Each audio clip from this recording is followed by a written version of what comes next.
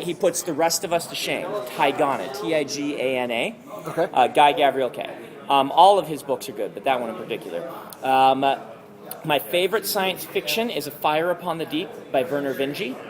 It kind of has 1 foot in hard science fiction and 1 foot in epic fantasy. It has some of the best world building and aliens I've ever read, but it feels very epic fantasy, very easy to read, very approachable, despite the fact that he layers on all this cool science at the same time. And so by the end of it, you've got all the science in your head, but never feel overwhelmed by it. It's wonderful. For recent stuff, I really like anything Robin Hobb writes.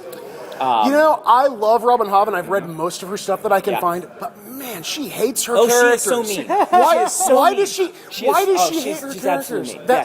I saved the world. What do you get? Despair. Yes. That's what you get for saving the world. And everyone you love is going to run off together and be happy, and you get to stay and be miserable. You get nothing. Okay, so Robin Hobb, one of my favorite all-time fantasies is Dragonsbane by Barbara Hamley.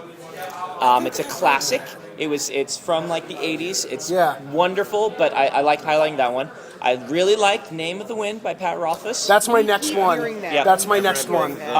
It's gorgeous. It's just wonderful. Just sit back and enjoy it. It's not like, if you go into thinking you're going to read something earth-shaking, that's not the way to approach it. Approach it like you would just approach something you know that's just going to be fun and enjoyable. He's a brilliant lyricist. His writing is beautiful, and the story is, in some ways, very comfortable. It's a classic science fiction fantasy story. It's like a beautiful painting. Yes, but it's like a beautiful painting. Just enjoy it, and it's fun to read. So I don't want to talk it up too much, but it's my favorite fantasy book of the last 15 years, probably.